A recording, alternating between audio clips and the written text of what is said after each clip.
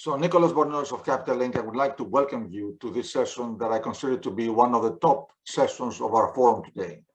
Our agenda today is compact with great information on a lot of topics. We talk about capital raising, we talk about decarbonization, we talk about a lot of things. But three things that are particularly interesting to spot on are decarbonization, technology, and safety. And I'm honored and delighted to have with us today two distinguished panelists. I'd like to welcome Karrie Trauth, who has recently, she's been with Shell for a long time, but now she is the head of shipping for Shell Shipping and Trading. So welcome, Karrie. And of course, Knut Oerbeck-Nilssen, with whom we have been working so closely together.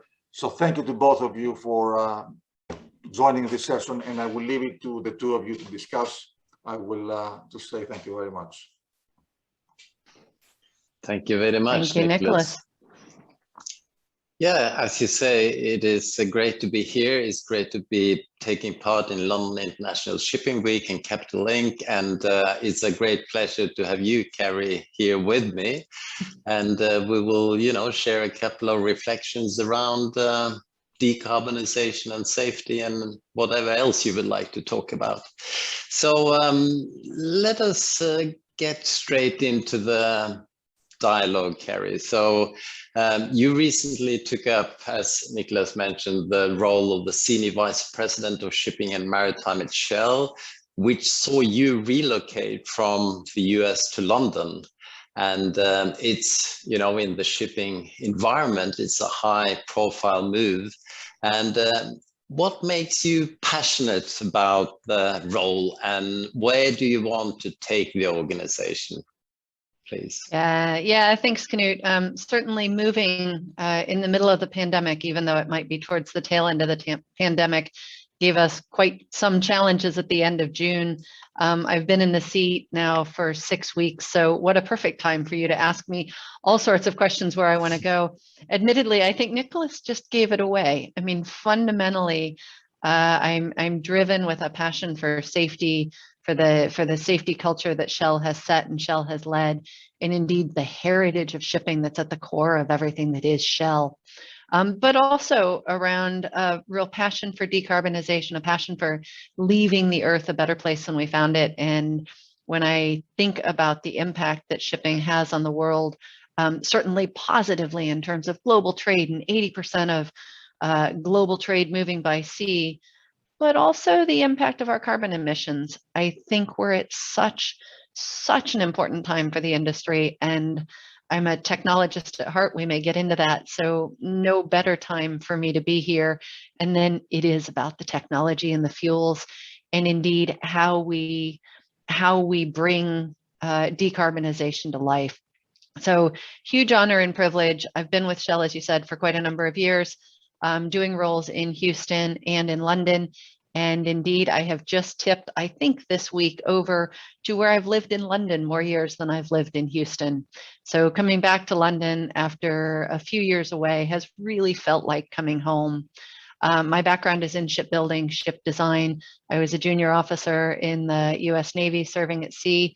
So bring a slightly different view and certainly a different American perspective to the role, but a real passion for the people that I work with and who do work for us and right through the entire value chain of the industry.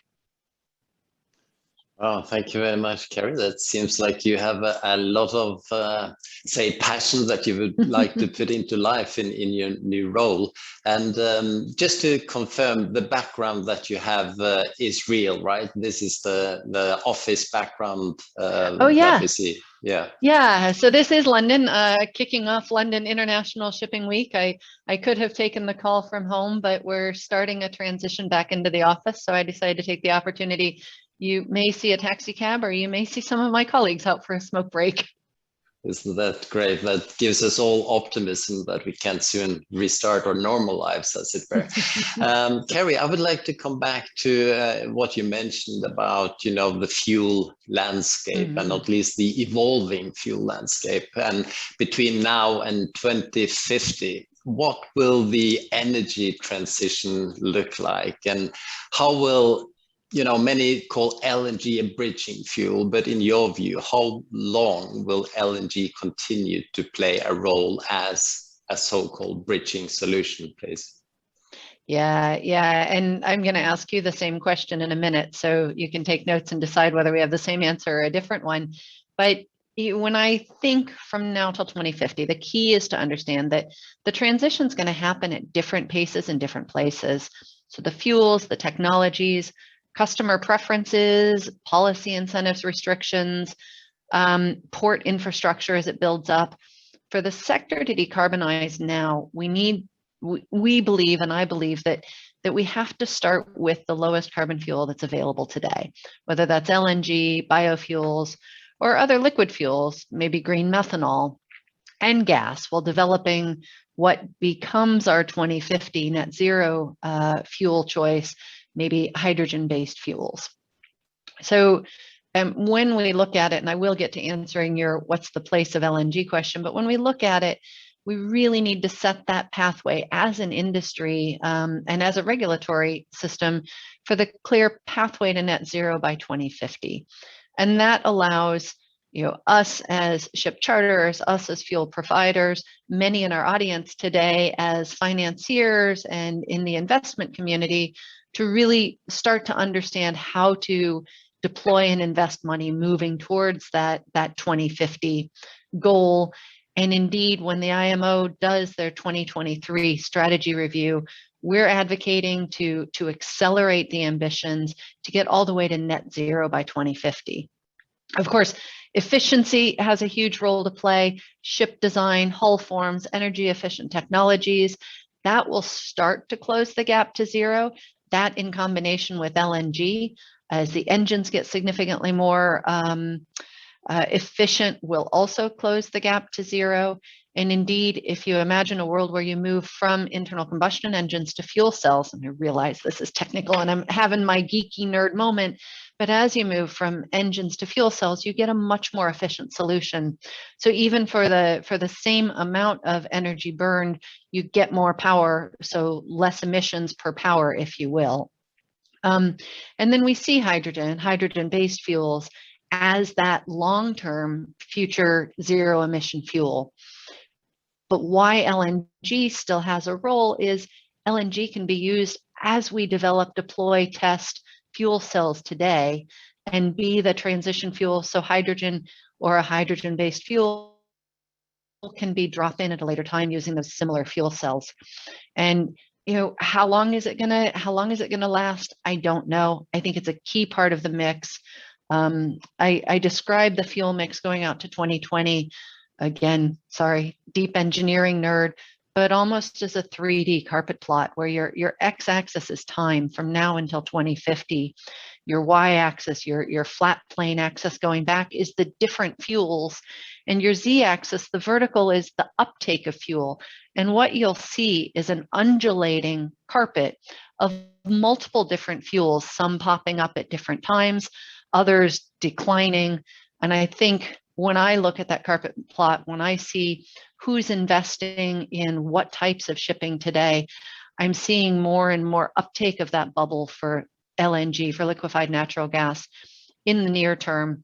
And like I said, you put just a couple more technologies around it, you go to fuel cells, you use some energy efficient technologies, you optimize your operations.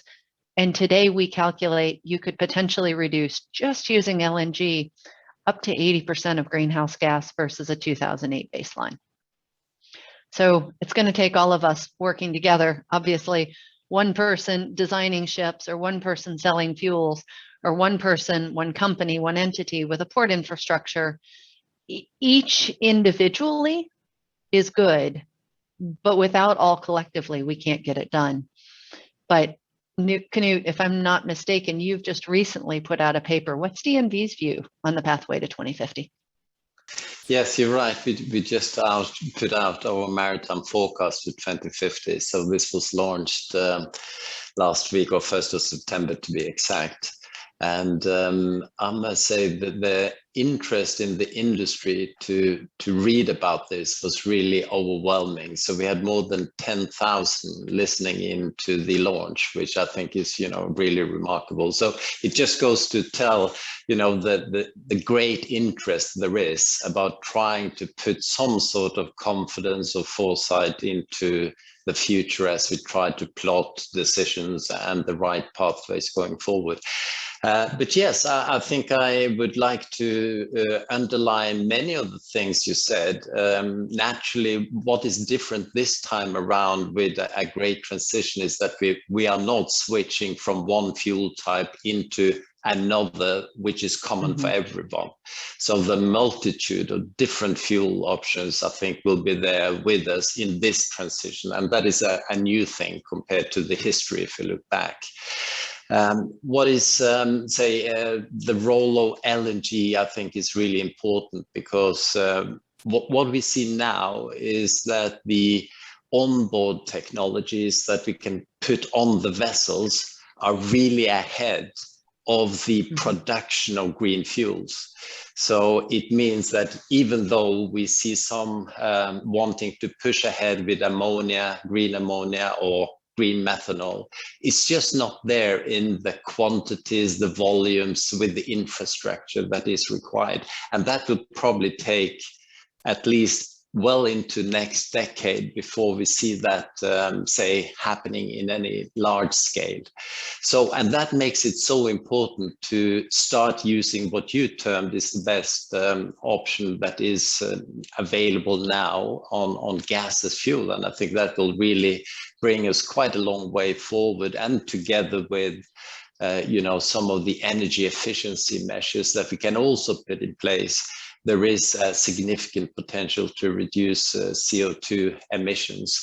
And then as we move on, how long is the bridge? I think it can be very long, because we can also have, synthetic LNG, and there might even be one or two vessel generations that will be able to use this type of fuel. But I think we have to realize that it's going to be a multitude of different fuels, and probably different fuel types used on board the same vessels.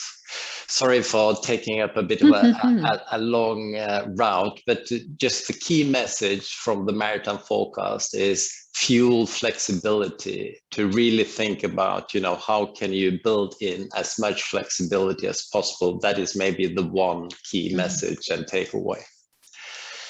So, yeah, building on those, few comments, having different fuels, new technologies that you mentioned, coming into the industry, and this is also changing the risk landscape of shipping.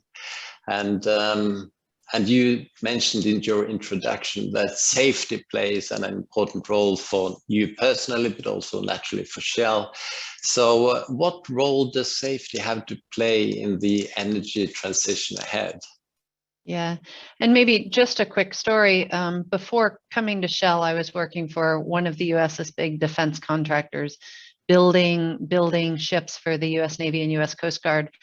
And while I was there, our core purpose was really very visceral and connected to each of us, where we knew that our job every day, getting it right, was actually what would protect the women and men who went in harm's way for our country and help them get home safely. So that same connection, now when we're introducing new fuels, when we're designing new technologies, when we're trying to understand the impact of that on the mariner, safety has to be center and front of mind as we look at these trade studies, as we look at the possible solutions, and really underpin everything we do. So maybe three areas where we see potential for improving safety, and they all tie back to the fuels in a way.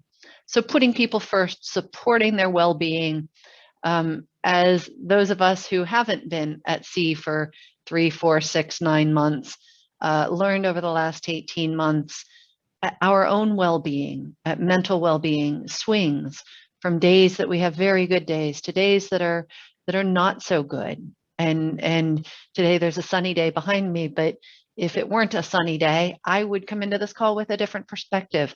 And we need to think about the women and men who are at sea, who are in the same environment, the same closed community, the same people, day in and day out, and think about the challenges of their role, the safety that they're reflecting on for themselves, trying to take care of themselves so they can get home, trying to take care of their colleagues on the ship, their ship family, but also us. What can we do to support them, and what's creating risks for them? So maybe thinking about an environment where people can fail safely, where our mariners can make a mistake. So thinking about the new fuels where they can make a mistake and it's not catastrophic.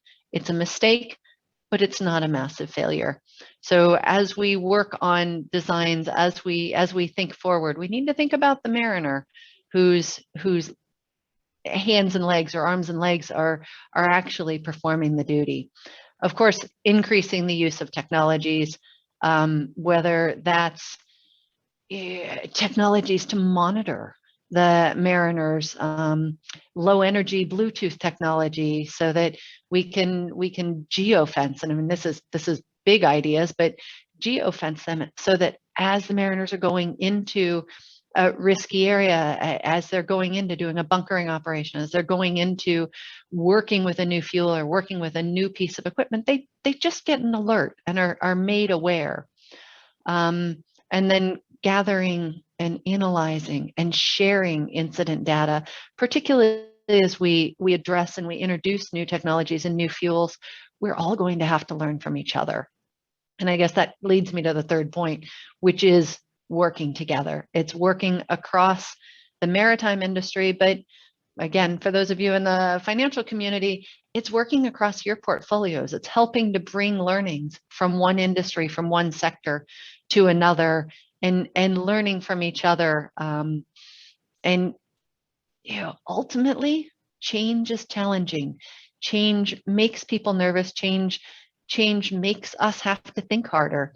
So as we're introducing these new fuels, as we're introducing new energy efficient technologies, or what from the office seems like a simple operational efficiency, better routing, understanding the implications of the people who are actually sailing our vessels today. I don't know, Knut, what are you seeing? What improvements have you seen in your time, and where do you see us going next? Yeah, no, I think this is, you are highlighting some really very important areas. And, I've been over the past 18 months talking very outspokenly about the seafarers. And I think you mentioned them several times in what you just said, how important the mariners, the seafarers, their role, their duties, and that they are on top of this changing risk landscape. And if you take the fuels, for instance, just to take one new fuel type that is very much in the dialogue, especially in media these days, is use of ammonia, for instance. Mm-hmm. So we know that ammonia is, the toxicity is high. It also have, very corrosive characteristics.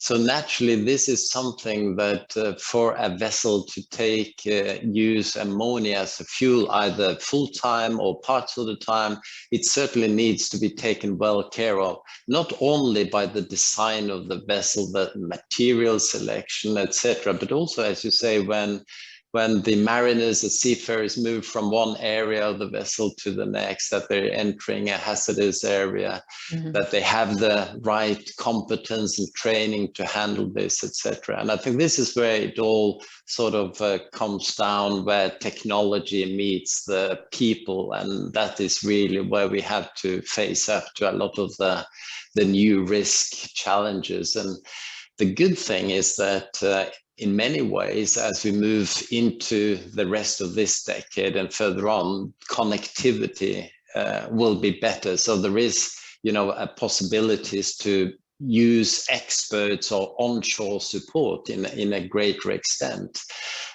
which it could be very helpful if we are using it in the right way. But that also brings a technology that we have to be mindful about, because naturally cyber is also a space where we have to, take our precautions and make sure that we do things in the right way to maintain cybersecurity. So I guess all in all, the future is going to be somewhat different, probably more complex for many, and it's important that we take good care of training of seafarers in all of this. It's not just about the hardware; it's also about the people side of things. So there's lots of things still to be done to maintain and improve the safety level. And then there's always the, what we call the basic stuff, but that we need to keep naturally good control of that with all the new stuff as well. Now, one thing that you mentioned, Karrie, was collaboration, which is something that I would like to dig a little bit deeper into. Many people talk about decarbonization as a race, and I really don't like that expression. I understand it's something that we need to do, and we should get across the finish line.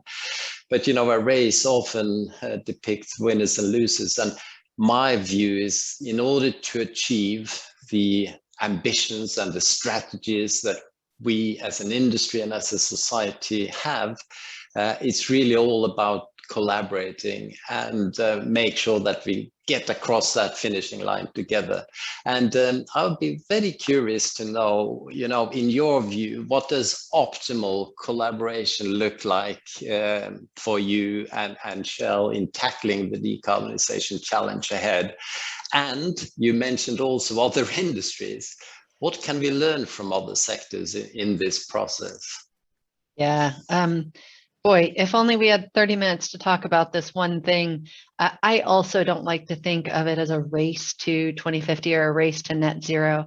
And I would put that in the context of, we can't be in a race with other industries. And indeed, we're going to have to work together to get there. Decarbonization requires non-traditional partnerships, and that's a lot of big words there, but it's about making a marketplace for fuels.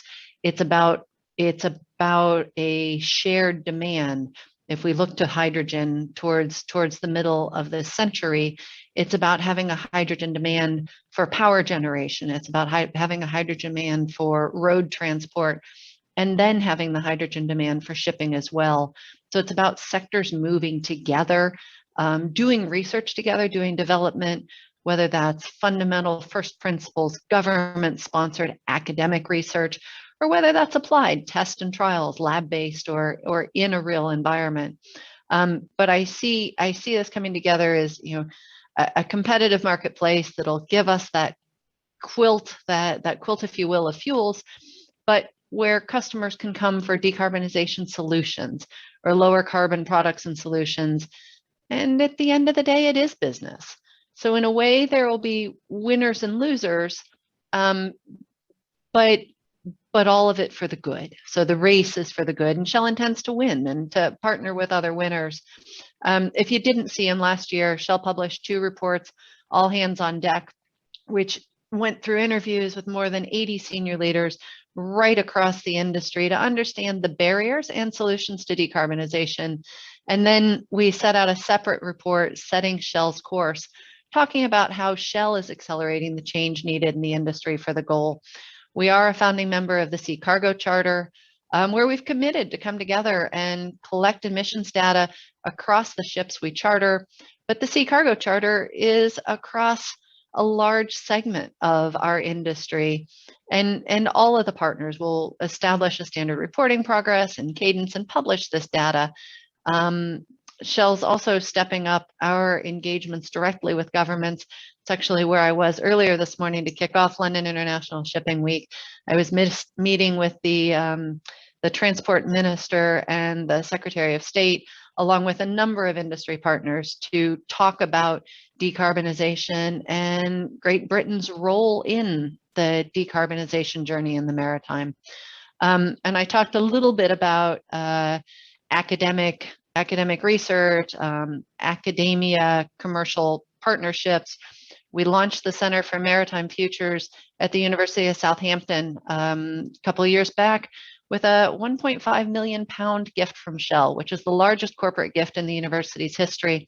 And the center's about bringing together university and industry partners, not just us, but to transform the energy shipping industry to be safer, cleaner, and more efficient. So drawing on the extensive expertise in maritime research in both institutions, the center will play a vital role. So maybe I leave from this that we're investing in decarbonization. I'm focused in the shipping and maritime sectoral decarbonization. Shell has organizations right across all of the hard to abate sectors, and we're working in the background to bring a set of solutions forward. We're investing in the UK in this capability. We're investing globally. The future is challenging, but as always in shipping, it's exciting, and I'm privileged and humbled 6 weeks into this job to be part of that. And I absolutely have enjoyed the conversation, as we knew would happen. 25 minutes have gone so quickly, and I think we could talk for another hour if we needed. I'm sure we could, Karrie, and thank you so much for having this conversation, and it was truly interesting and fascinating. And I can only say on behalf of all the people listening in on Capital Link that we all wish you the best of success. And we are here naturally to collaborate with you in this common effort to both improve greenhouse gas reduction and improve safety on the shipping side. So with that, thank you so much, Karrie, and back to you, Nicholas. Well, all I want to say is tremendous thanks for a wonderful discussion as expected, and thank you very, very much to both of you. Thank you. Thank you. Bye-bye.